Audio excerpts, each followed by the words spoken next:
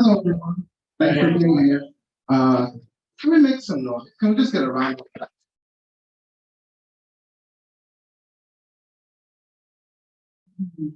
I don't know whether an event has begun until I've heard a round of applause. Thank you for bringing a little bit of joy to my heart. You all know why you're here. This is the book launch of Tessa Barbosa's fantastic new book, Moonlight Blade. This is Massy Arts Society. How many of you have never been? Is this your first time? Oh, wow.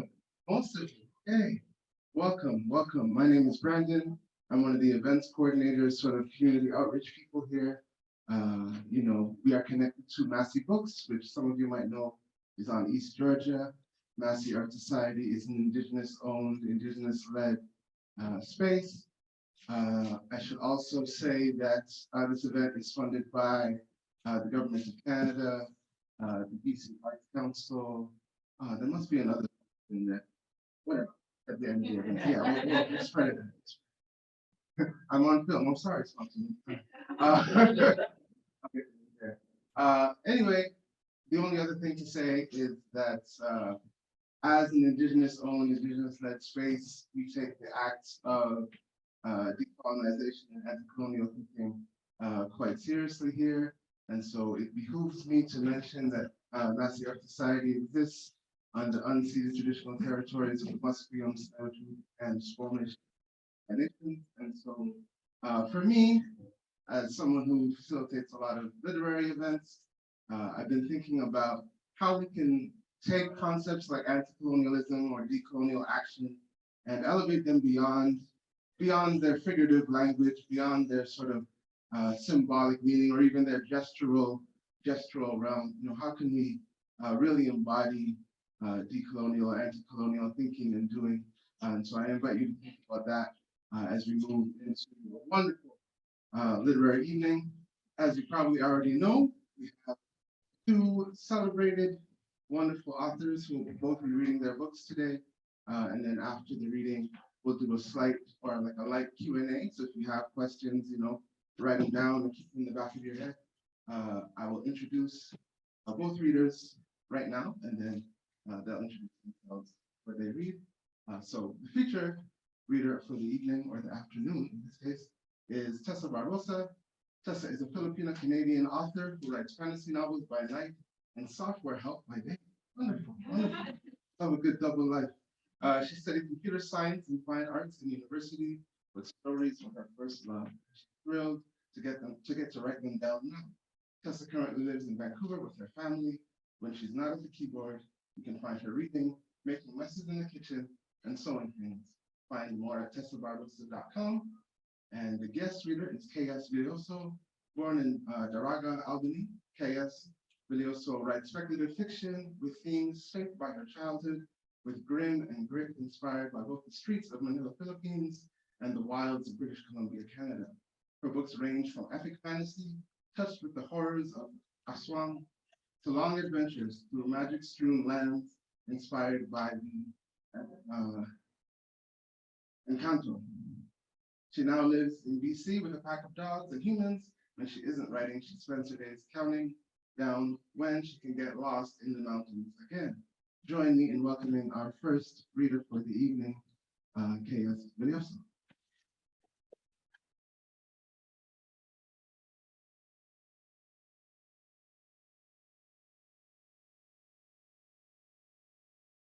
Hi, everyone. So this is my upcoming novel, Outlaw Mage, and this book is actually funded through Kickstarter. So it's an indie published novel. And I'm just gonna do a reading from this book.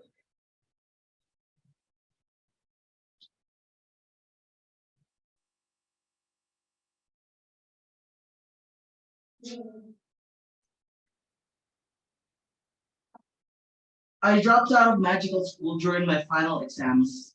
Sleepless nights spent cramming valuable knowledge into my brain. Hundreds of evaluations which shot me up to the top of my classes. In short, thousands of hours of hard work, sweat, and tears vanished like a speck of dust in a windstorm. This is what they teach of the Agan. It is the blood on which both the living and the dead run. It flows with a nourishing touch of water, connecting us to what was once and what is, and maybe a touch of what it could yet be. Those who can see the flow are gifted. What you can see, you can manipulate. Draw a line between your fingertips to your chest.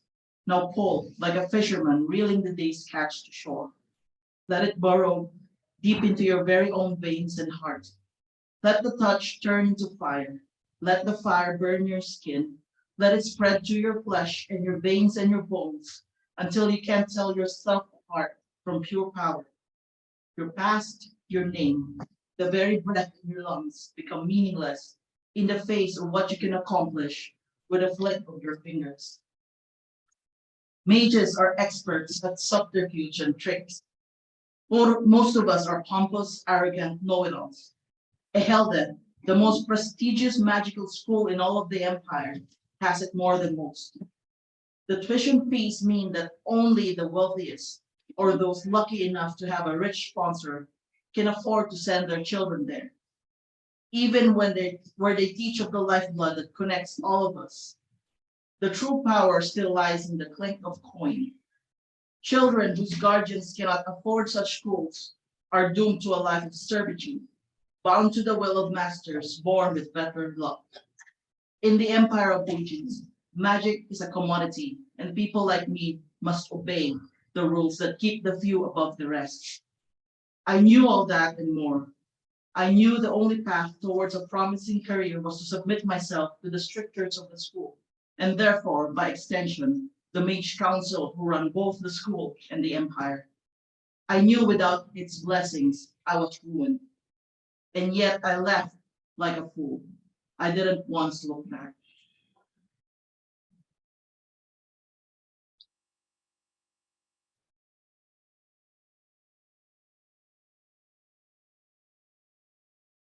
Okay, before I start to read, I just want to say thank you to everybody for coming. Also, there's food in the back for after our readings and the Q&A is over, and draw for some prizes. So if you want to get some swag, there's a little box on the side, so enter your names. Okay, I'm going to read about 5 minutes from this book, which is The Moonlight Blade. It's a story about a cursed girl who enters a magical competition with her mother. And maybe I'll take a vote. Who wants like introductions to the characters, or else who wants romance scene? So up for character introductions, including the villains, or else hands up for romance.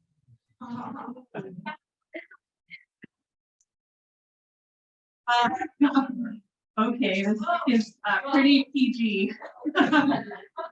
just to let you know. This is kind of from the middle part, and Nara has gone through a test, and she's kind of stressed out. So she has a couple of her friends, Virian and Dan, and they're just getting cleaned up. Also, there's a mysterious boy. All right, I'll read. I lead my friends into the autumn palace with fresh towels and new clothes draped over our arms. I want to make amends, but I also want to cook away every ache in my body. Wash away the guilt stained onto my soul, or at least try. When Virian steps into the bath, she whistles with delight, and the sound bounces happily in its recesses, multiplying. Soft lights tints us all an otherworldly shade, and I half wonder if we've already died and are ghosts. Dayan turns a tap on the large basin and hoots in victory when hot, milky spring water hisses into the empty pool. Get my toe in, there's a knock at the door, and my heart beats ahead of me. I stick my head out of the baths to find Talo standing outside the entrance, hands in his pockets. He wants me gone from the competition, but I'm too tired to be angry. I step outside the baths and leave the door a little ajar. I realize now why his gaze is so unsettling. It's not his eyes, strange blue-black color, but how intently he stares, as if nothing else in the world exists except me. So I stare at his feet. My mother always told me that you cannot control what you feel, but you can control what you do about it. I'm not in control now, and I don't know if I want to be. I don't understand why my heart keeps trying to tell me, only that everything is a jumbled mess that gets worse when he's around. because he makes me want to hope for something more. Were we lovers or enemies in our past lives? I ask. My voice sounds flatter and calmer than I expect, because I already know the answer. I brace for him to tell me why I am so repulsive, that I deserve to be cursed, that I would never be worthy of ruling Tigan, something I don't even truly desire. I want him to give me a reason to despise him and end the torture of his presence. I lift my eyes upward, afraid to make a move or make it worse. Nothing so simple as either, he says. For a moment, the mess of emotions I feel is mirrored on his face. The ghosts in my chest remain strangely silent. At first, I was afraid that you might remember. Now I'm afraid that you were in danger, he said. If something were to happen to you, I could not forgive myself. He looks up at the ceiling, his jaw clenched tight. The others were given a different test. I thought the poison was real too, and I couldn't do anything about it. I curse him to the freezing hells, heart thudding. I still want to hate him. This is not the answer I was looking for. I don't understand anything anymore, I say. It's called change, Nara, he smiles, and how it warms me, so free and full of life in that instant that it could power 1,000 smells. But I am no hero. I'm afraid of everything, including myself. It would take one heartbeat to close the gap between us, and yet it feels an impossible distance. Curran, Varian's voice, sudden appearance makes me jump. She holds a towel around her chest. And you, what are you doing here? Has Arissa finally let you off her leash? I have no quarrel with you candidates, Tello says, and his stance shifts as though he's ready to move. Well then, the water is ready and it's glorious. Varian tuts and glides back through the door as elegantly as if she wore a gown. Not for the first time, I wonder about her life before the Sindel. Are you coming, she shouts. I hear her splash into the pool with a shout. It takes me a moment to realize that she's inviting the both of us. Tello raises an eyebrow, and to my surprise, he removes his boots and walks into the baths ahead of me. He slides into the pool, clothes and all, hardly making a ripple. I watch them there, waiting for me. Nothing can stay the same forever. I suck in a breath and follow, unsure where this path goes. It feels like driving a cart up a mountain road on a moonless night, and any bump in the road might send us careening over the edge. The boys turn their backs so that I can leave my towel at the tile edge of the pool. I slip in. It's as glorious as I dreamed. I close my eyes as hot water laps against my skin. I almost purr, and Varian is humming as she smiles up at the ceiling. I catch her hand under the surface to meet Dayan's. Lo sees the gesture, and our eyes meet for a moment. It's as tentative as a handshake, and I'm the one who looks away.